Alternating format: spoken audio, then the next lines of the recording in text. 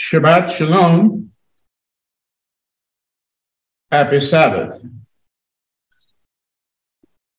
This morning we would like to look at the subject in the light of constitutional blasphemy. In the light of constitutional blasphemy. It is an intriguing topic, but I think that you will see in the passage that was just read earlier, and we will go over that again, it frames the topic.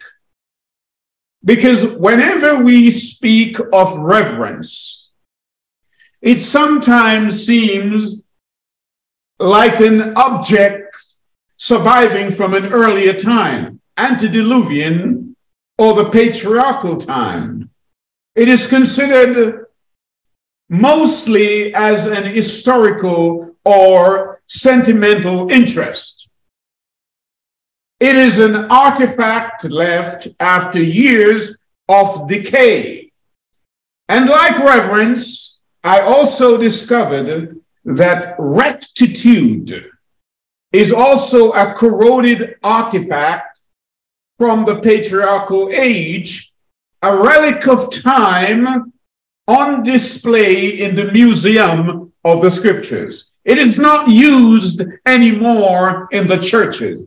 People will come in and they will conduct themselves any which way they choose, and there is no protest, not even from the priests and the bishops.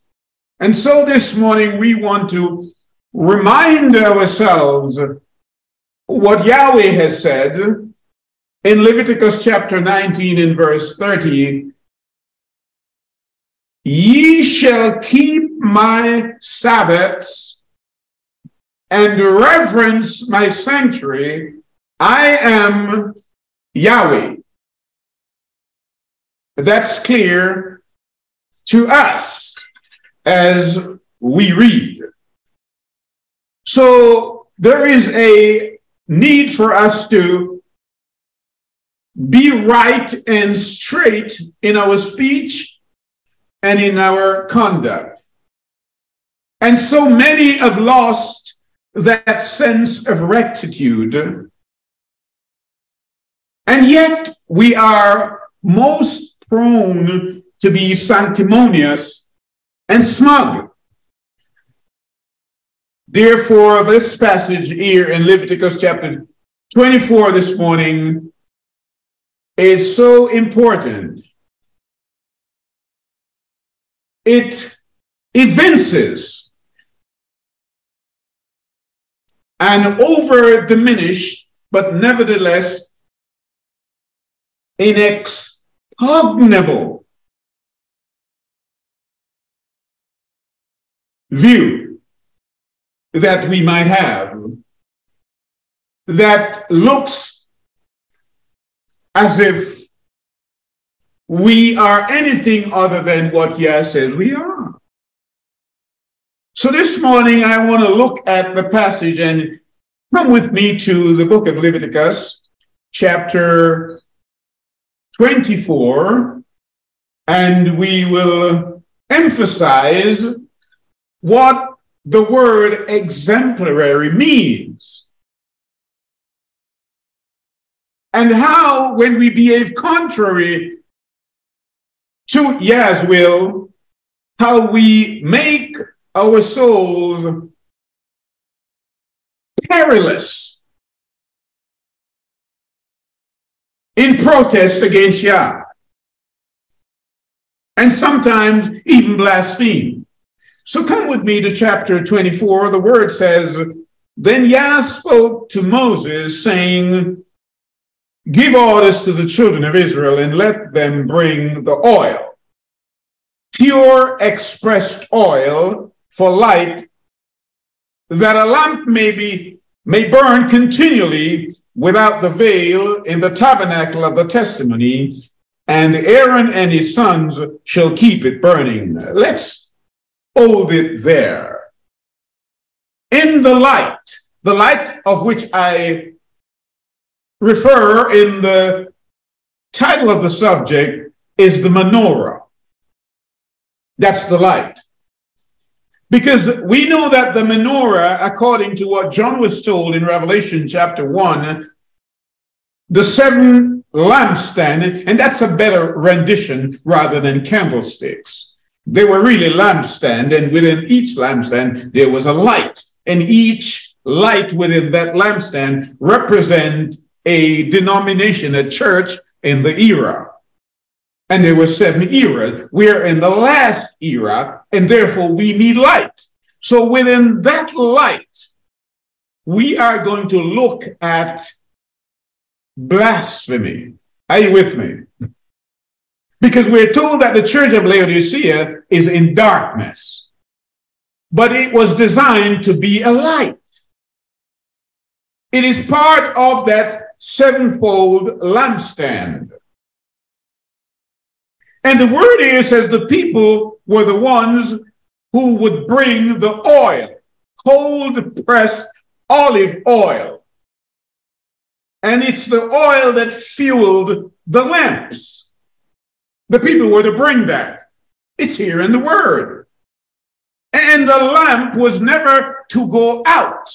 The priest would attend to that. And perhaps I can even draw from my own experience as a young man when those old lamps back home with the lampshade, and my grandmother Samson, she used to trim the wicks and use kerosene oil to fuel those lamps back home.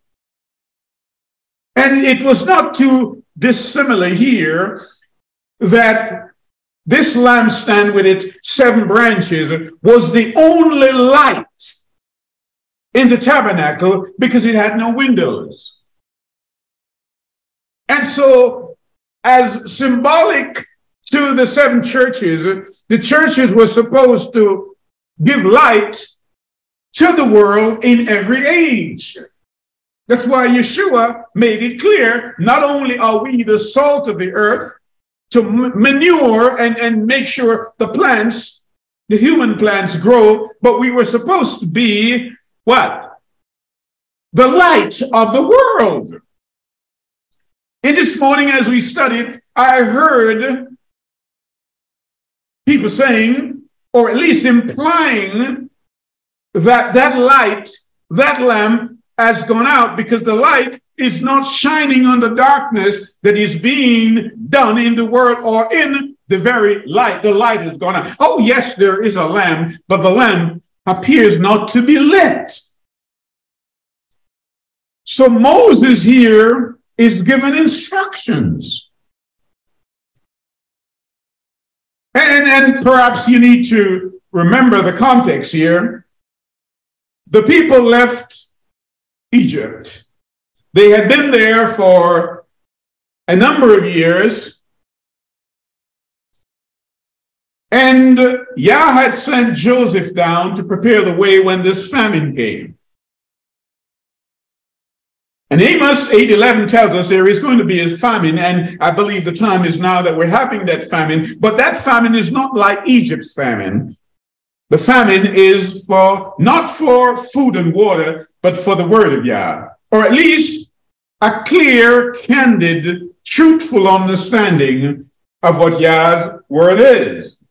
That's the famine that the churches are going through, or I should say the denomination, because there's only one church, and that's why Moses was told, when you build this menorah with its 7 branches, it must be beaten gold, and it must be one piece of gold. And I just want to emphasize that point again, that even from Ephesus to Laodicea, it is one solid piece of gold. It's one assembly, not different churches. And so all the denominations are part of the body. There are many members, but part of that body, and the headquarters, according to Hebrews chapter 12 and verse 23 is in heaven, and the leader is Yeshua. Very, very simple. So we want to get that right.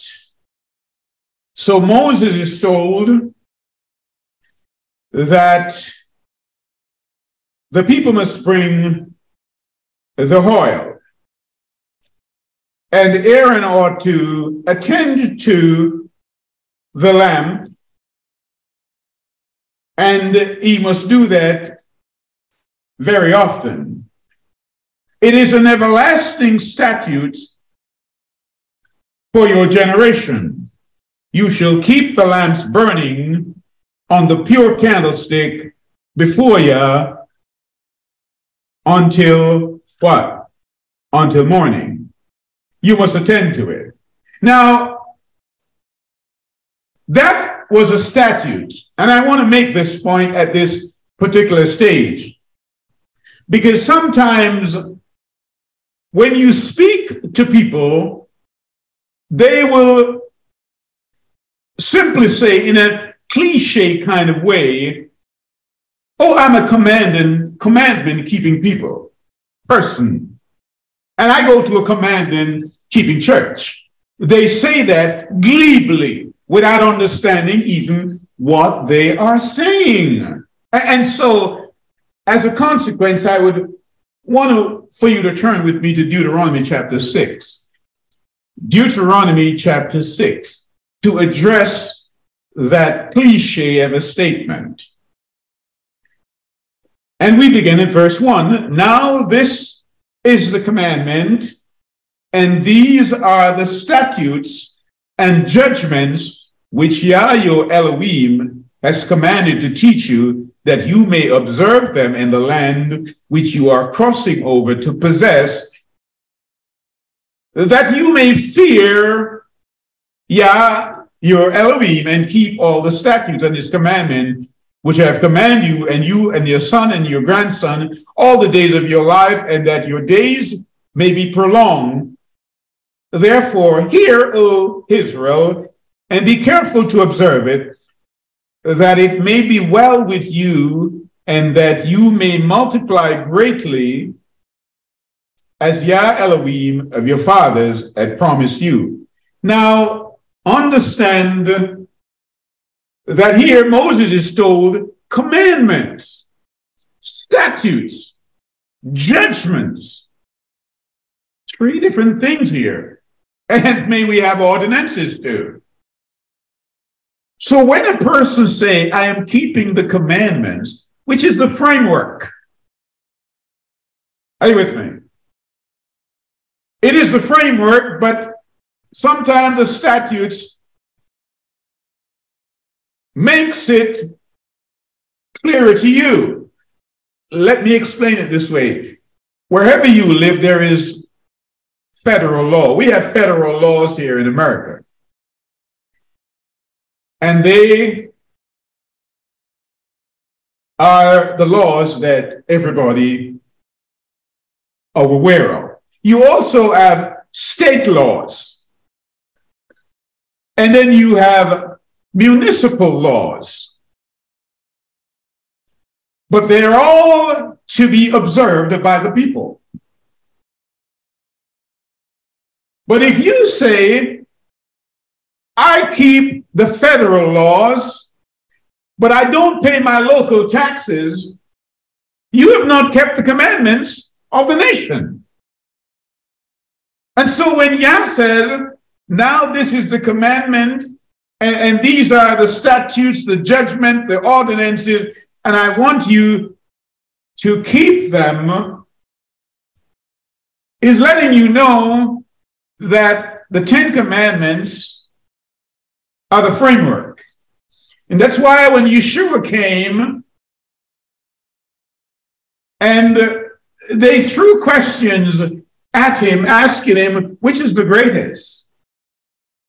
And even when he spoke about marriage, and they were boasting as if to say that we are not adulterers, he made it clear that to conceive the thought in your mind, even without the action, is an indication that you're guilty.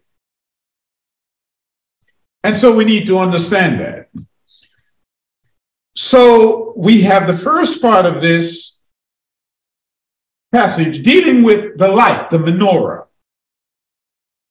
And so when you have the light, it mandates that you will understand the rest of the passage, because you need to see, you need light to see. And if the menorah is the only light in the tabernacle, you need that light. And as you well know, that menorah was on the south side, and in between that and the table of showbread was the altar of incense.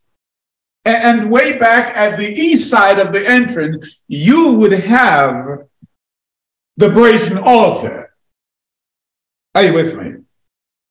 So we need to understand that, because we're walking through, we're journeying through, we're on a tour this morning through the sanctuary. The children of Israel had left Egypt, and they were used to being in slavery and being treated or mistreated. And so Yah was taking them to a place, a different place, a holy place. And he was telling them how they should live, how they should speak, and how disciplined they should be, and how respectful they ought to be to one another, and certainly to himself. He had made it clear to them that they should have no other Yah but him. And so you understand what is happening. So now, come with me to verse 6. And the word, well, let's read verse 5. And you shall take fine flour and make it into 12 loaves. Every loaf shall consist of 2 tenths, and you shall lay them in 2 piles, 6 loaves in each pile, and pure table on the pure table before Yah, and on each pile you shall lay pure frankincense and salt.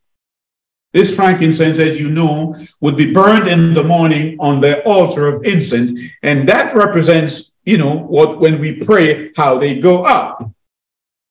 And he goes on, they shall be set before Yah for loaves of remembrance. The 12 loaves is on the north side as we're going east to west. That's the table of showbread. And there are 12, and they represent the 12 tribes of Israel, and they were there for a whole week, and at the end of that week, the priest would eat the bread, and a new set would come each week. And that's why we need new loaves by way of the word each morning, so that you can understand in a better way. And so we're dealing with the light. So you know now where we are. We are in the holy place, the first apartment. Don't miss that. We are in the first apartment of the tabernacle. That's where the book of Leviticus takes us. And often we don't read Leviticus, but it teaches us how to be holy, that book. And he's telling them to make bread. And on the day of the Sabbath, a day like today, they shall be set continually before Yah inside of the children of Israel as an everlasting covenant. And they shall be for Aaron and his sons, and they shall eat them in the holy place. You see where we are? Just confirm what I was saying. For they are most holy, this shall be their peculiar due forever. From these things sacrifice to Yah. So they are being given instructions how to live. How to live. And this morning, as we journeyed through the reasoning and the dialectics that we engaged in this morning, and even more so in the world, there seems to be a view that there is a distinction between that which is the church and that which is the state. Now, I don't know exactly where it came from, but the point I wish to make on this is that when we are believers, as some call themselves Christian, we don't have a private faith and a public office, as politicians sometimes seem to think. Being a believer in Yeshua is a way of life. Therefore, when you go to work, you will not conduct yourself any different than when you're at home. You will still live righteously, speak righteously, and discipline yourself to follow the laws that are now in your heart. It's important we understand that. Sometimes, even among those politicians considering themselves to be believers, they will tell you, well, this is the civil society and that is the church. They say that. But it's a way of life. And we need to understand that. And the word says that now there had come out among the Israelites a son of an Israelitish woman. She's an Israelitish. Now, anything that is ish is not an exactitude, in that if something is brownish or bluish, it's not an exact blue or exact brown. It is an ish. And this perhaps represents who some of us are. We believe ish. We're Christian-ish. That's this woman. That's what the word says, that this Israelitish woman had a son. But his father was an Egyptian. So you can see the dichotomy here already. That she is an Israelitish and he is an Egyptian.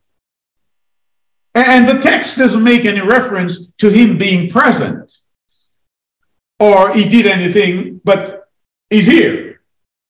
And his son and of this Israelitish woman and the man who was an Israelite quarreled in the camp.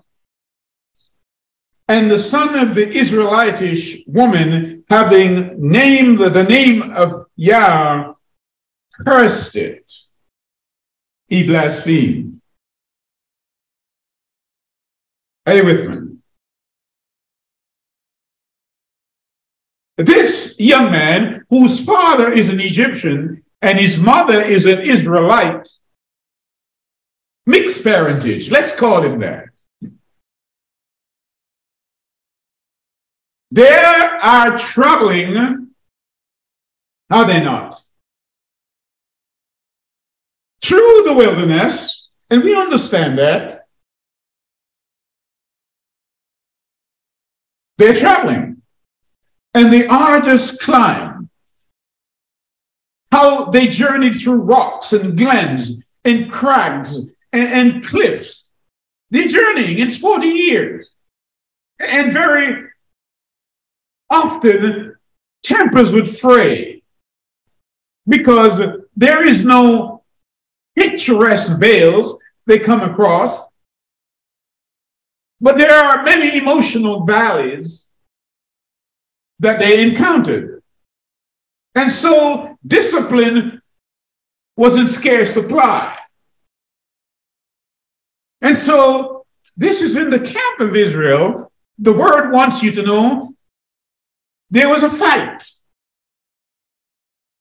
between the son of an Israelitish woman and an Israelite. And perhaps this Israelitish woman is torn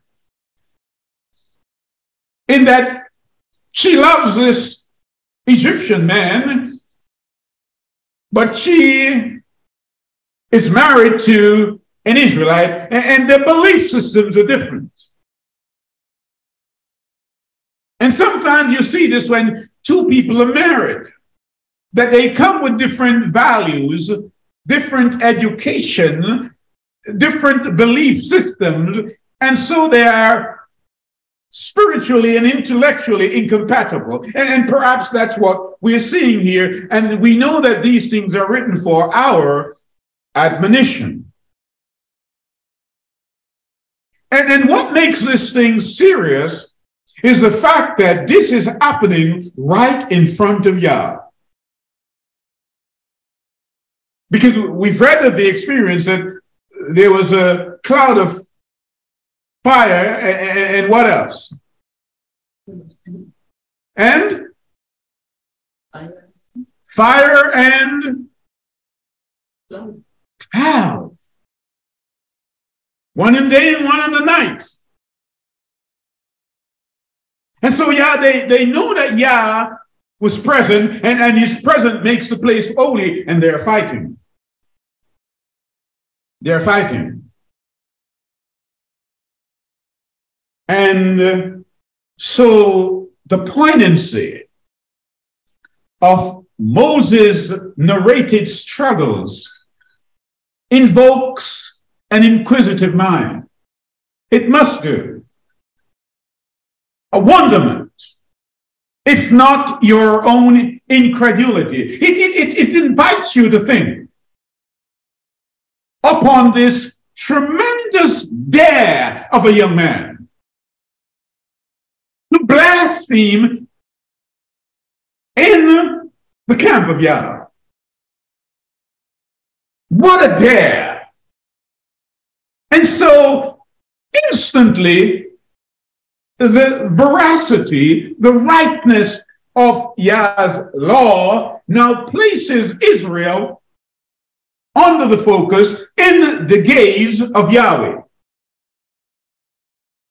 Yes, we understand their tiredness and the journey that seems unending. We understand that.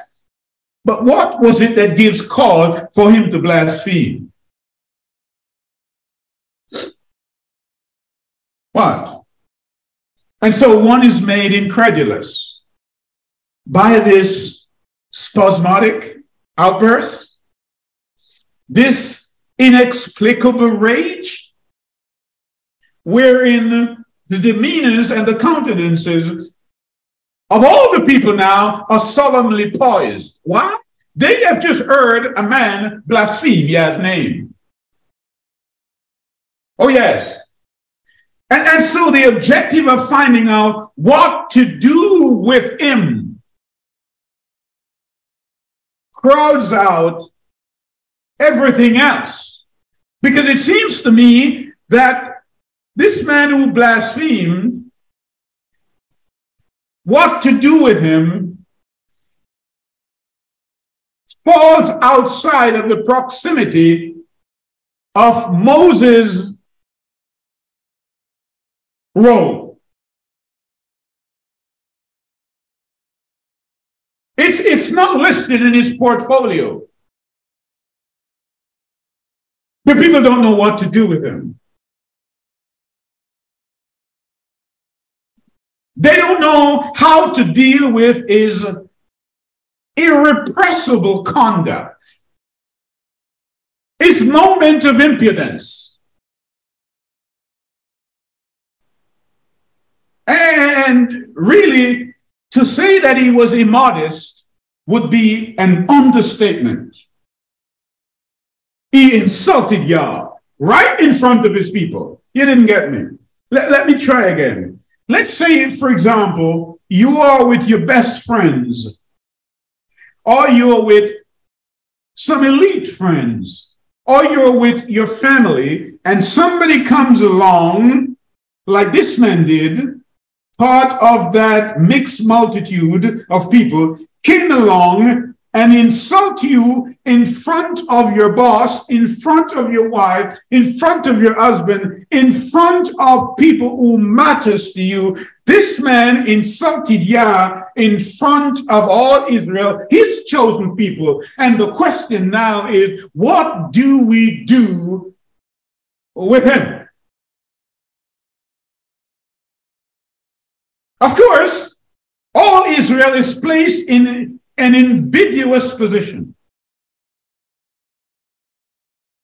And I can see the young man perhaps leaning languidly outside the camp, resigned now to face the judgment of Yah for his irrepressible conduct.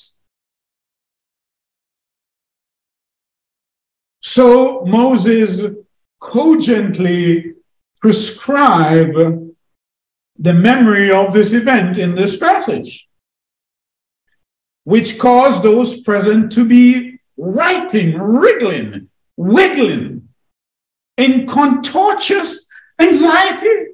They don't know what to do with this man because he stepped out of line. Are you with me? And so they're waiting to see Yah's response. And so Moses wrote this unexpurgated account of what took place, uncensored account of this man's bellicosity, his impudence. The impudence of this mixed parentage young man is here written for our admonition.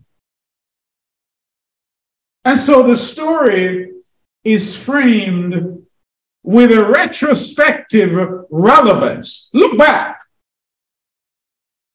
But it's exquisitely told to give us an existential understanding of how we ought to behave in the Yah's house.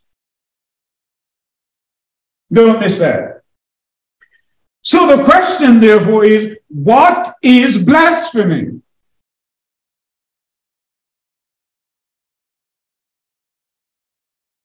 What is blasphemy?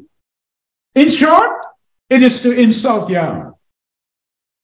You wear the name of Yah, don't you? You say you're a believer, and when you do things that contradict what he said, and you insult him in other people, you have blasphemed. You deny the being or providence of Yah. Are you with me? You reproach him. You profane him. You scoff at him, exposing his word and him to contempt. Are you with me?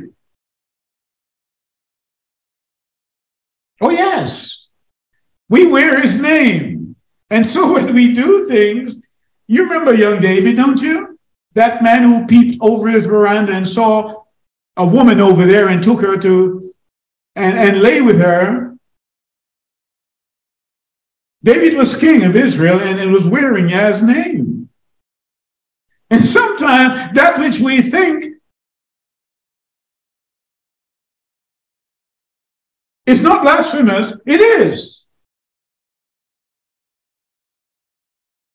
And perhaps you will recall a few years ago in France, when some magazine printed some cartoon addressing the leader, Muhammad of Islam, the people said this was blasphemous. You also remember that writer, that Indian writer who lives in England called who? Salman Rushdie. when he wrote the satanic verses, a fatwa was issued because the people said he insulted the prophets. But I want to look at it in the context of the scriptures. Because sometimes, and even in Eastern countries now, you have blasphemous laws. You do. But the word here is talking about blasphemy when Yah is insulted. It's not talking about when an official or a government official or a president or a prime minister is insulted. It's talking about Yah. You blaspheme his name. And this young man here is going towards the promised land. They have been given scores of instructions how to live. The light, the menorah, the showbread, the Ark of the Covenant is there. Yah's presence is there. Sometimes it matters not how much truth you share with people, they will still behave a certain way. And so the word says, he blasphemed. So I also want to look at it in the context of the existential reality of blasphemy, or the term blasphemy. I want to look at that because, as I indicated earlier, sometimes these terms, we shove them into that box, that portal that belongs to the past, to the patriarchal past. And we think that we have now been given a pass on it. And so we're looking at that in the context, in the light of the truth that we have, and the relevance of it to the constitutional blasphemy. Let me emphasize again, blasphemy is when you insult Yah. When you are impudent, you speak against him, or you write something that is insulting against Yah. If you remember, one of the accusations that they had against Yeshua was that he claimed to be Yah, to be the Son of Yah. And they said, we don't stone you for the good works that you've done, but we stone you for blasphemy. So hear me, blasphemy is a capital offense. Let's read on. The word says, and the son of the Israelite quarreled in the camp, and the son of the Israelitish woman, having named the name of Yah, cursed it, upon which they brought him before Moses. Now his mother's name was Shalomith. Now when I researched the word Shalomith in English, it means someone who is a deep thinker, who takes things seriously. She's a deep thinker, but her son is treating Yah's name trivially. She was the daughter of Dabri of the tribe of Dan. Remember, Dan, the tribe of Dan, was the first tribe to apostatize. You know that. And it was the tribe of Dan from which Samson came, and Samson fell asleep in the lap of a woman. Are you with me? I'm talking about the sleeping church. Samson fell asleep, because the woman is symbolic of the church. I have likened the daughter of Zion to a comely and delicate woman, Jeremiah chapter 6 and verse 2. So Samson, who is supposed to be one who came as a righteous man to repel all the profanities around him, he ended up being one of them. insulting Yah with his conduct. Are you with me? The tribe of Dan. And Dan was supposed to be the tribe that judges people, and now Samson himself is being judged. You see, if you didn't get it, let me say it out loud. I'm dealing with Uncle Sam. Uncle Sam. Why am I dealing with Uncle Sam? Because Uncle Sam, in the context of this Danite, is the one who has caused the people to blaspheme.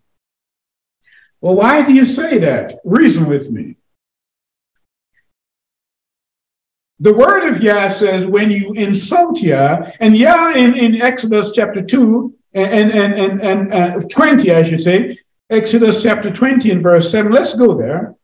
Exodus chapter 20 and verse 7. What does Yah have us say? The word here says, thou shalt not take the name of Yah, thy Elohim, in vain. For Yah, thy Elohim, will not hold him guiltless who taketh his name in vain. Did you hear that? If you flippantly say that you're a believer and your spoken theology is not consistent with your lived religion, in other words, what you say does not comport with what you do, you run the risk of blaspheming Yah's name. Are you with me? Oh, yes, you do. And so we need to be very, very careful how we deal with such things. And so they brought him to Moses. And their people don't know how to deal with it. And the word says they committed him to custody. It doesn't mean they put him in a penitentiary or in a prison, because back then in the Eastern time, they never had that kind of thing. But they waited, they put him in custody, and they're waiting what? The outcome of Yah's judgment.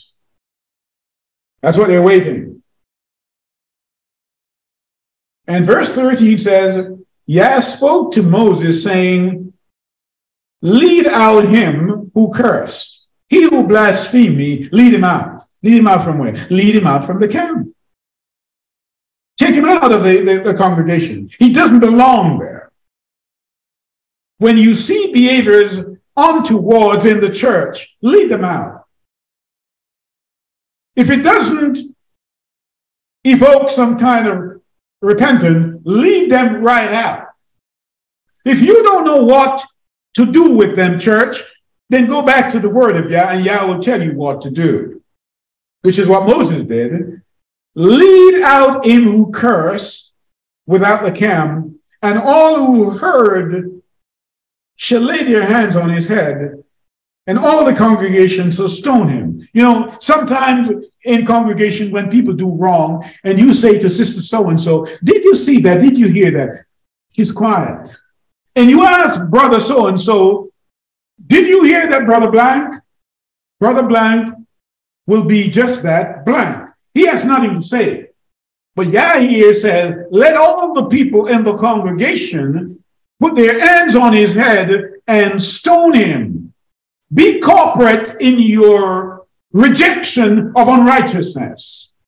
Do that. Don't pretend that you didn't hear it say. Because you may like the person, doesn't mean anything. And so hold it there and come with me to Leviticus chapter 10 so I can do a comparative analysis.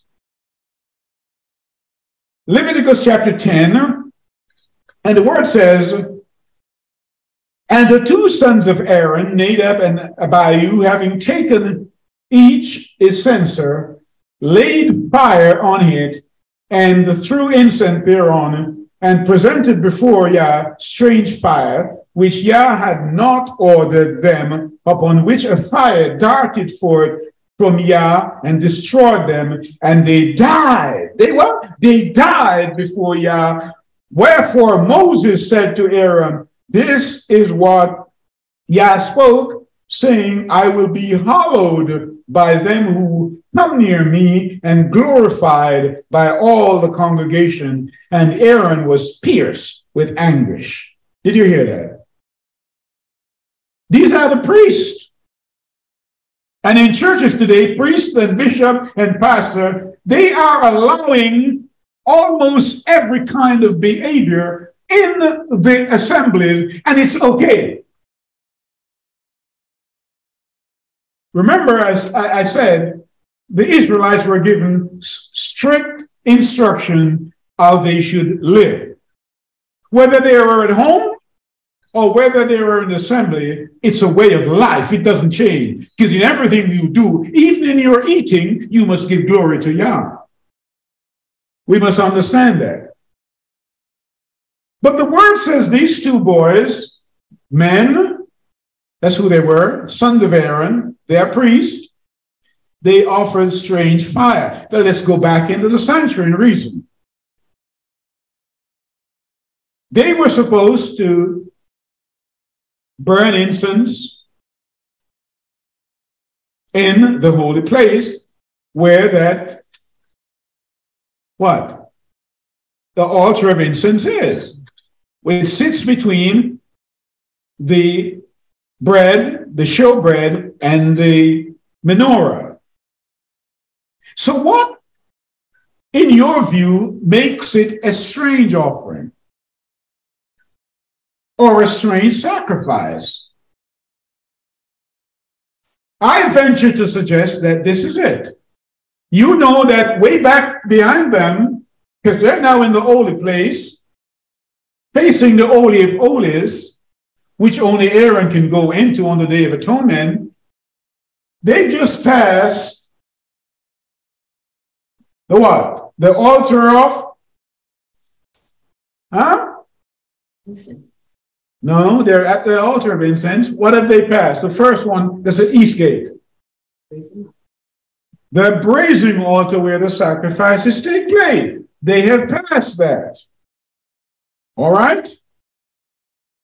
And so the coal that is used on the altar of incense that sits before the veil, the coal must come from the brazen altar.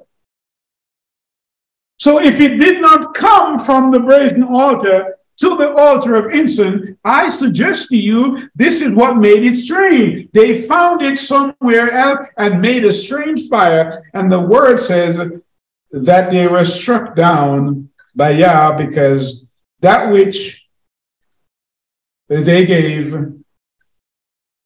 was not an acceptable offering. It was not. And so they died. And so I want to come back. I gave you all those things, those information, those notions, those incidents, so that you can understand why I'm saying what I'm saying. Oh, yes.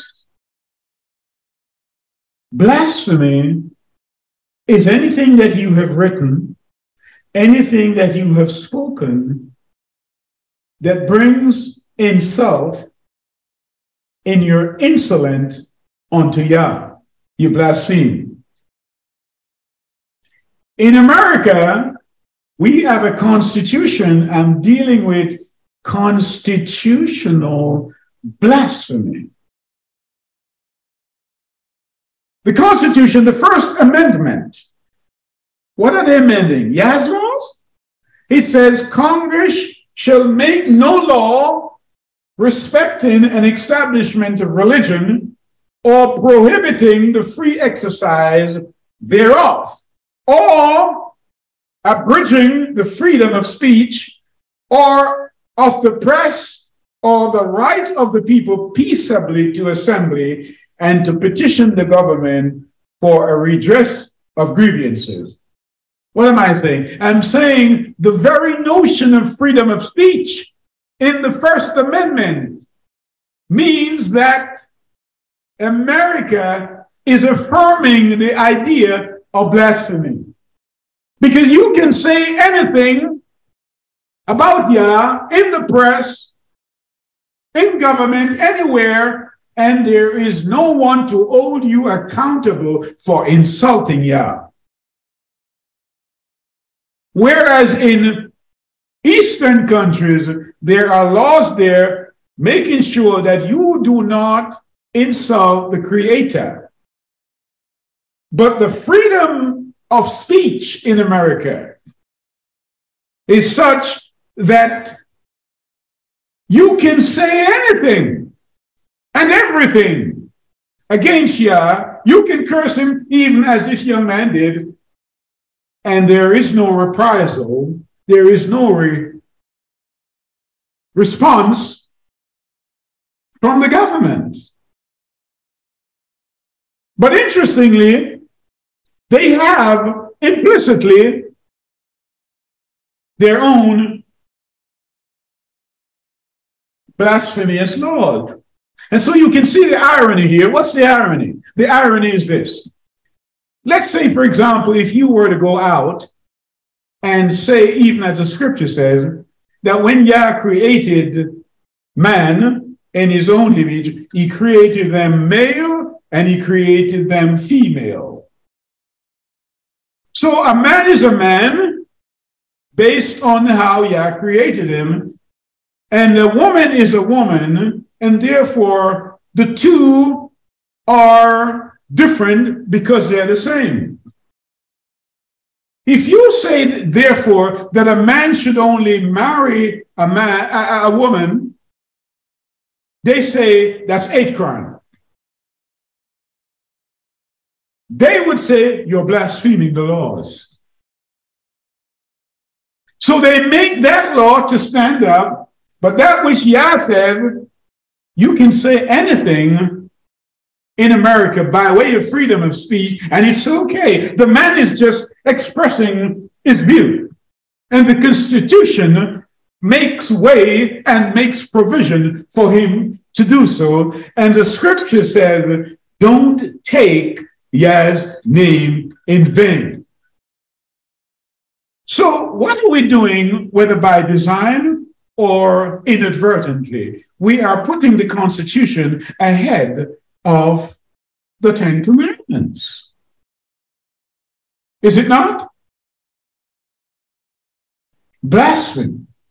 Oh, yes. That's where we are in time. So we live in a country where the laws of blasphemy are protected by constitutional amendment, Bill of Rights. And you may well say the civil law is separated from the church.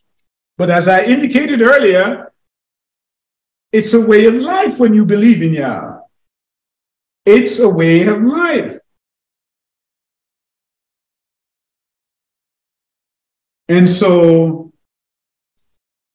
we no longer have a blasphemous laws in America because some say Yah doesn't exist. And yet on their money, they say he does. Perhaps, if I may say like Elijah would say, probably Yah only exists in their pockets. So this kind of laissez-faire attitude by the government regarding insult to Yah is such that you can say and do anything.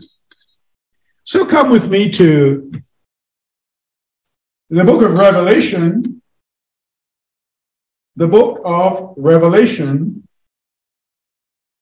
and we will look at chapter 17 that was read earlier for us.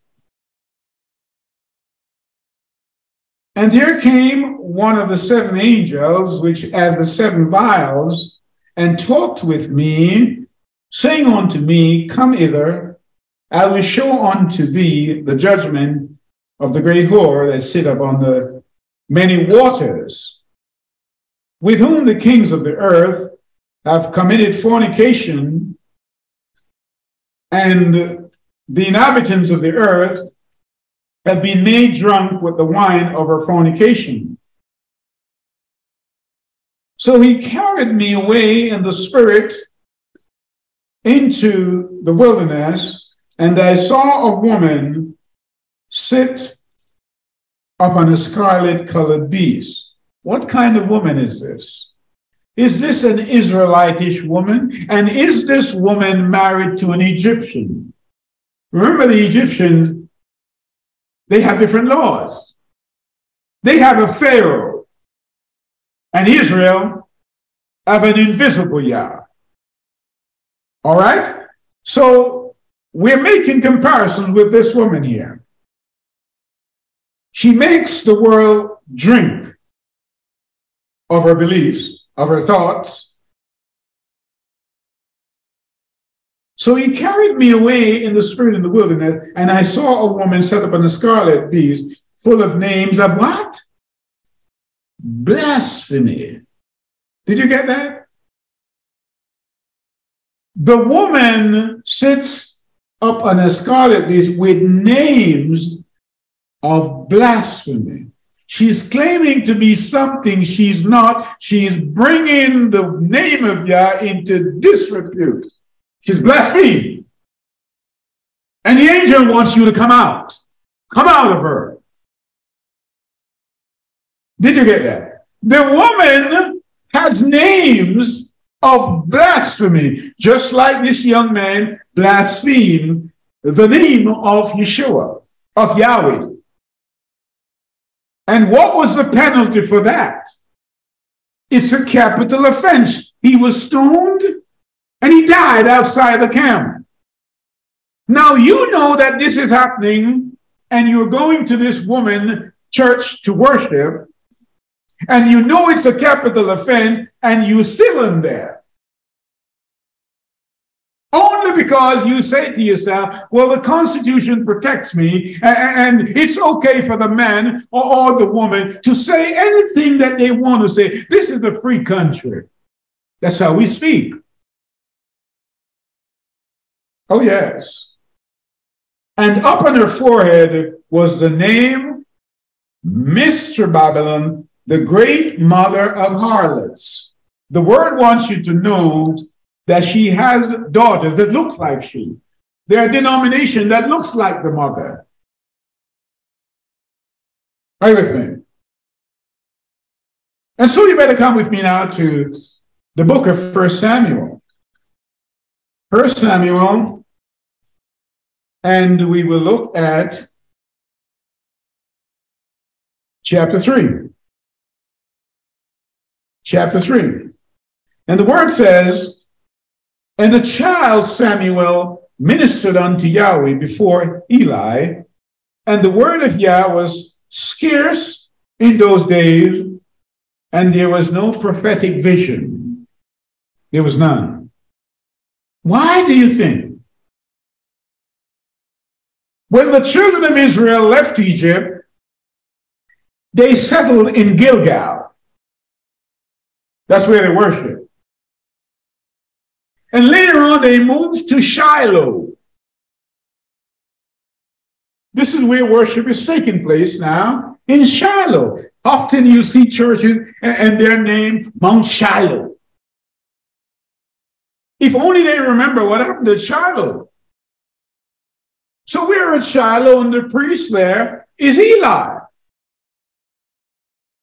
The Bible says he has put a lot of weight on, and he's heavy. And his sons who are priests also, their conduct just not good. That's what the word says. But a young man, I should say a boy, an apprentice, Samuel, ministered unto Yahweh before Eli, and the word of Yahweh was scarce. Did you hear that? Just like today. The truth of Yah's word is scarce. You're not going to hear it in popular places. Are you with me? You go to buy a car and you say, I want the best car. And perhaps the salesman will tell you the most popular car. He might say, well, we sell a lot of Chevys and we sell a lot of Escorts or Toyotas. But that's not what you had in mind. You had in mind a Rolls Royce. It says the word, the truth, the supreme word was scarce. There were people worshiping all over the place, but it was scarce. It was only in a limited place. Remember, Shiloh was the mainstream where the people went to worship. This is where Anna went and Elkanah went. But it says that Yah was not on speaking terms with that church, except Samuel was there. And it came to pass at that time when Eli was laid down in his place and his eyes began to wax dim that he could not see. Did you hear me? We're looking at this as a type of the last day church, which is Laodicea. One of the characteristics of Laodicea is blind. And he's asleep. Did you see that? Let's read on. Let's read it again, just for emphasis. And it came to pass at that time when Eli was laid down in his place and his eyes began to wax dim that he could not see. And here the lamp, did you hear me? The lamp, the light, the menorah was not lit. The church was in darkness. Are you getting it? Paul says, these things that were written aforetime, they're written for our admonition, for us to take note. You see these conditions. What are these conditions telling you? These are the waymarks to tell you this church is on its way to destruction.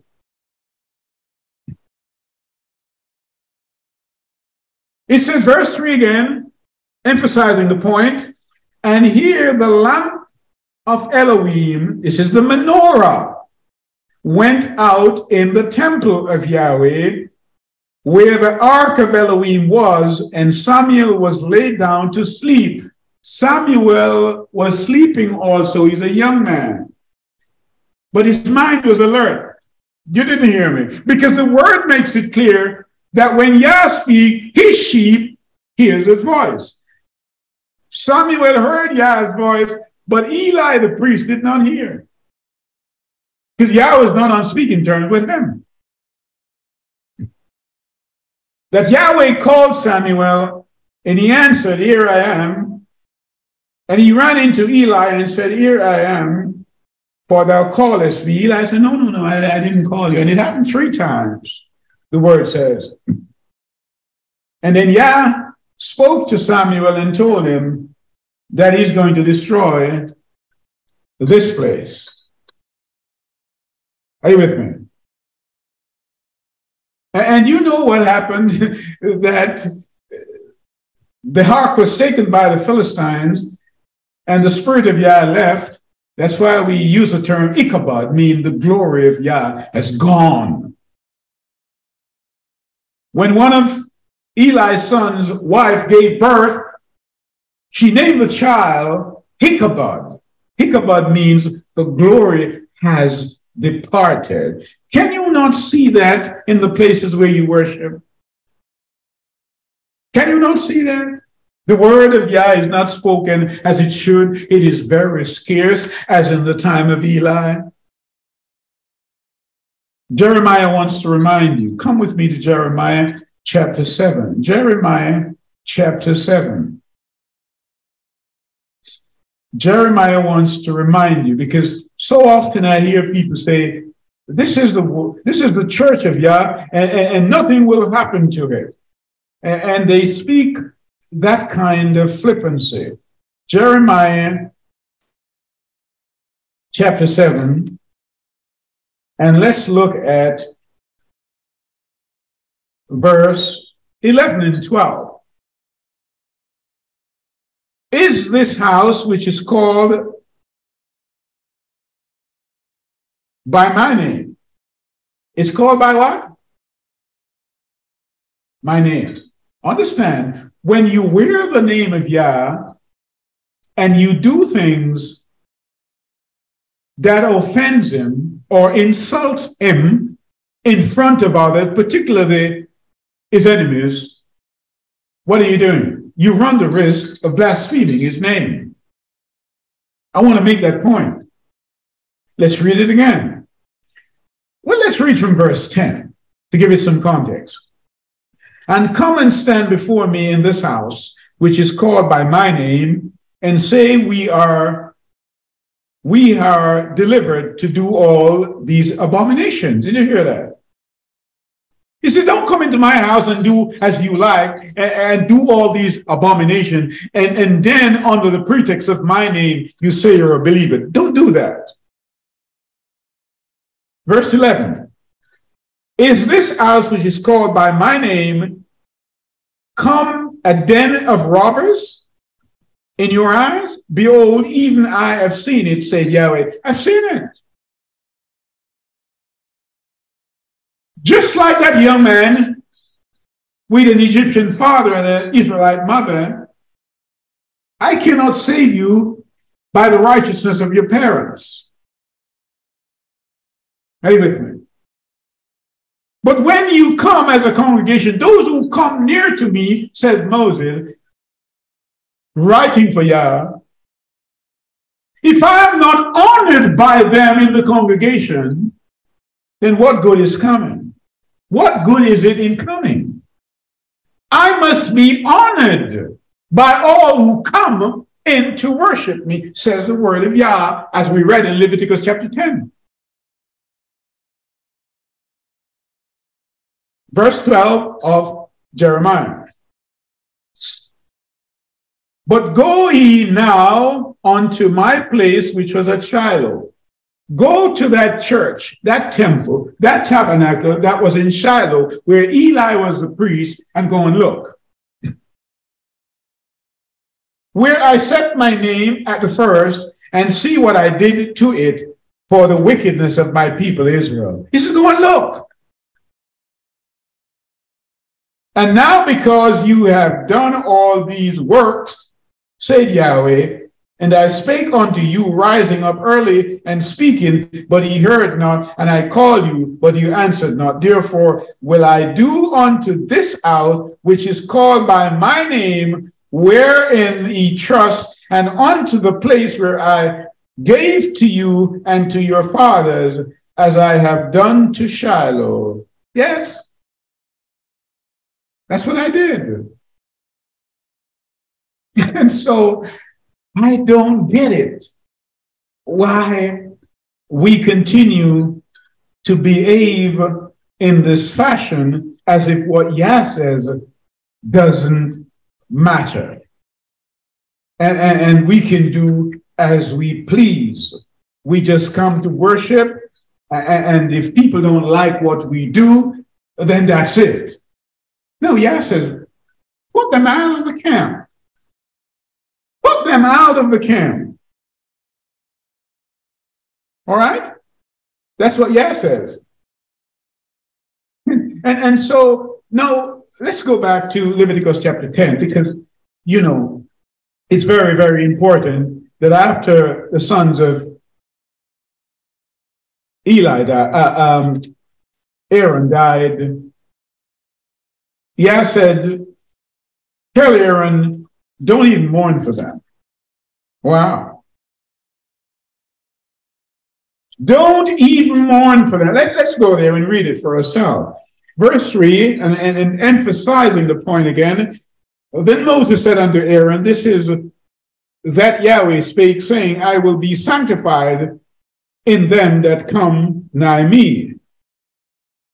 Did you get that? Yah says, I will be sanctified by them who come near me. That's you and I who come to worship. How are we sanctified? Well, John 17:17 tells us, sanctify them by my word is true. If you are not using Yah words to prophesy, hear me. And when I talk about prophecy, I'm not talking about simply as somebody who gets a direct word from Yah and prophesy. Whenever you stand up to read the word of Yah, you are prophesying. Well, what do you mean? Well, you have two kinds of prophets. You have a prophet who, what? Foretells. He foretells. And you have one who tells forth. So when you read the word of Yah, you are telling forth to others what Yah has said in his word. And that's why in 1 Corinthians chapter, that chapter there, 11, Yah says when the woman is prophesying, when she is reading or when she gets a direct vision, she must cover herself. Cover her head. So how many people do that today in their churches? In their assemblies, and they wear the name of Yah, but they prophesied uncovered. Is that a law, or is that a statute, or is that an ordinance? You got to keep all of them. You have to keep all of them. So Moses, hear me, verse 4, Leviticus chapter 10, and Moses called Mishael and Elizaphan, and the sons of Uziel, the uncle of Aaron. Interesting, Moses is writing here and saying, this is the uncle of Aaron. If it's the uncle of Aaron, it's also the uncle of Moses. And said unto them, come near, carry your brethren from before the sanctuary out of the camp. Just take them out. My goodness. So they went near and carried them in their coats and out of the camp, as Moses had said. And Moses said unto Aaron, remember, these are Aaron's sons. And Moses said unto Aaron and unto Eleazar and unto Ithamar the son, uncover not your head, don't mourn, neither rent your clothes, lest he die. If you mourn for these boys, you will die. Serious enough? Wow. And lest wrath come upon all the people, but let your brethren, the whole house of Israel, bewail the burning which Yahweh had kindled.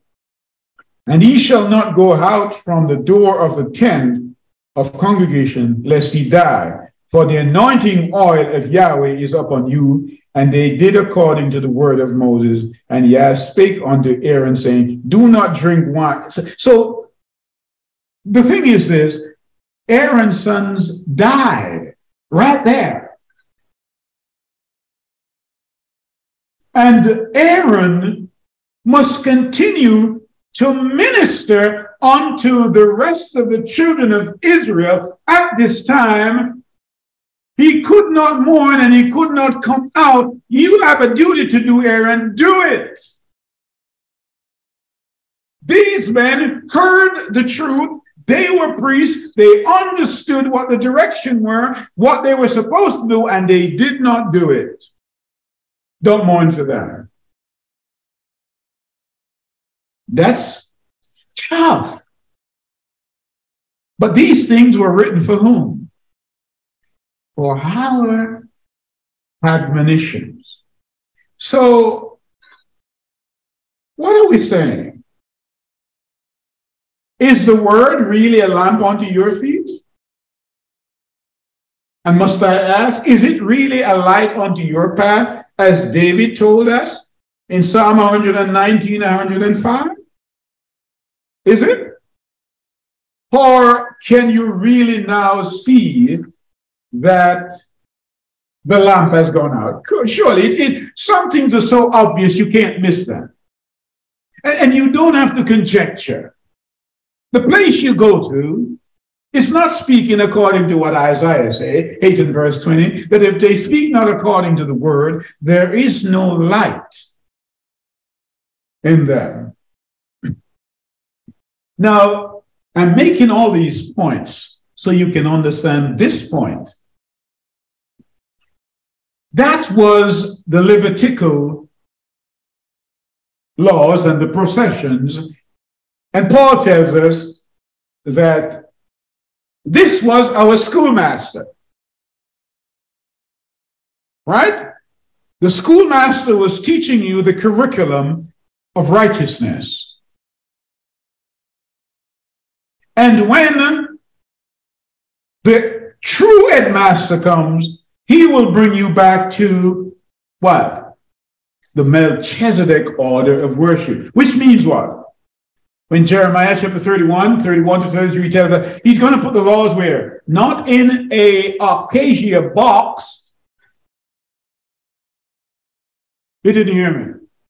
When you read the Septuagint, it tells you that when Yah made these things, he said that they should make them with wood that is what? Not corruptible. Wait with me. That's what he says. Don't make it with corruptible. So when, and that was acacia wood. So these were hardwood that don't rot. So when he puts the laws in your heart, he expects you to understand him do his will. Because the light now is in your heart.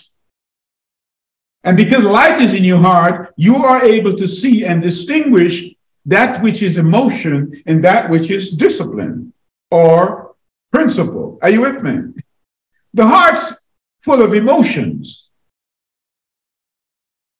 And so if the light is in your heart, you are going to be able to distinguish what is true and what isn't. And surely by now you must see that some of the places that people go to worship is more like a theater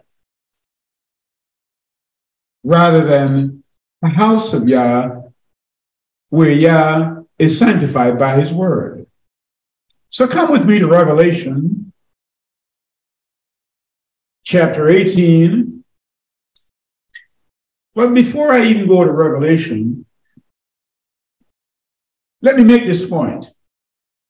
Because the schoolmaster taught us how we should live and how the priest should conduct himself.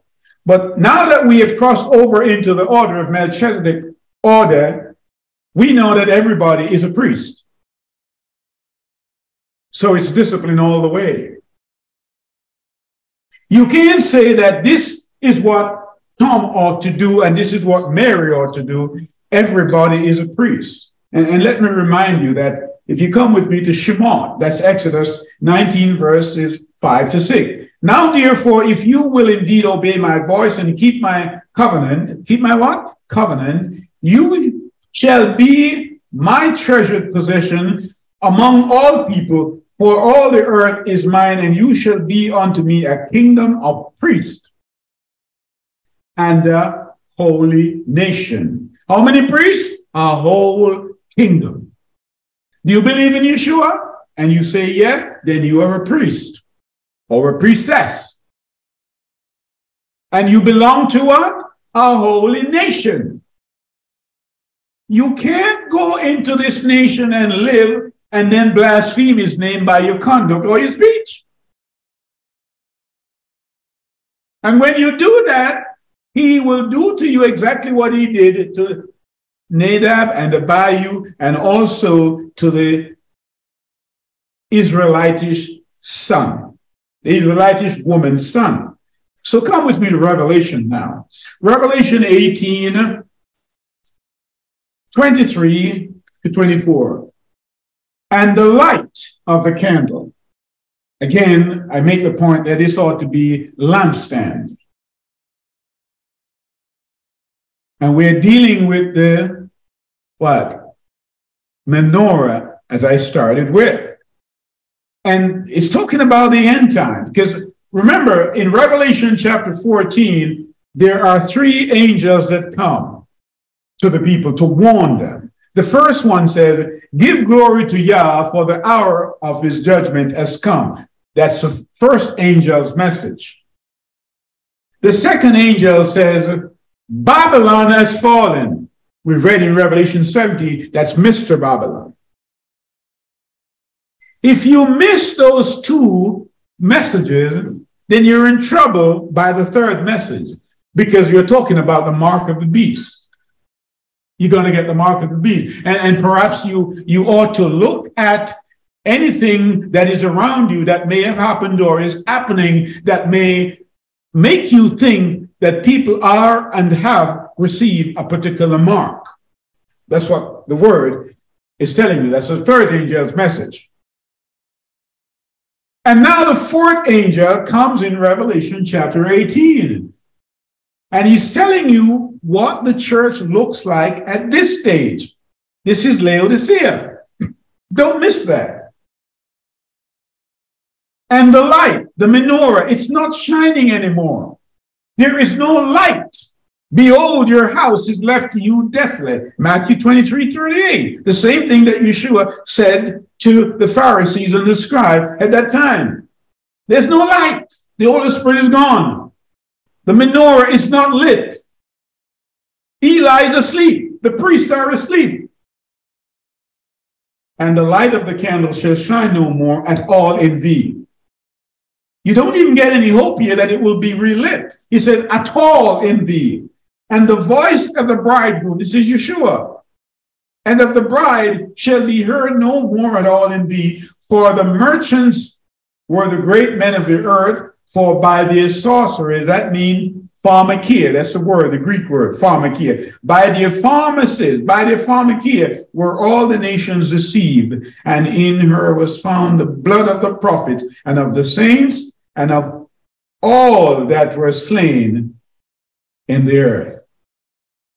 So you don't have to guess. You don't have to gainsay. Yah is telling you when the menorah, the light in the church has gone out, and when the priests are asleep, and the people who are waiting for him are asleep, in the secular world, the great men would be the pharmakia, and they will what? They will deceive all the people. It says, by their sorcerers, by their pharmakia, all nations, not some, all nations were deceived. So, as you examine yourself in the light, in the menorah of the word, did you see yourself in here? Are you simply an Israelitish woman? You are journeying to become an Israelite, but right now you're an Israelitish. Or are you the Israelitish woman's son? Your father is an Egyptian, and you're torn. You don't know what to decide, to go with Egyptian worship or to go with Israelite worship. You are in there. May I advise you that you must live like Ruth. Ruth says, what? Entreat me not to leave you from following after me. For where you go, I will go. I've seen my people over there, the Moabites. We are descendants of Lot who brought them out of Sodom. But we're not going to go with them. We're going to go with Israel.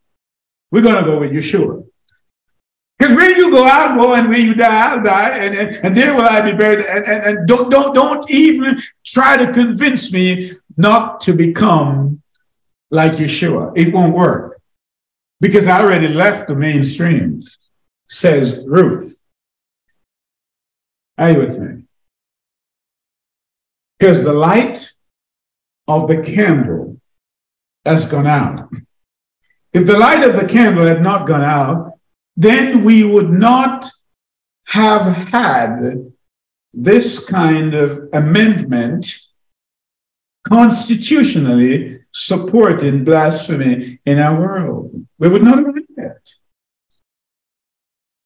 And I speak Yah's word for us to look at, examine our own lives in the light of it, so that our soul temples can be cleansed by the word of Yah. In Yeshua's name I pray. Amen.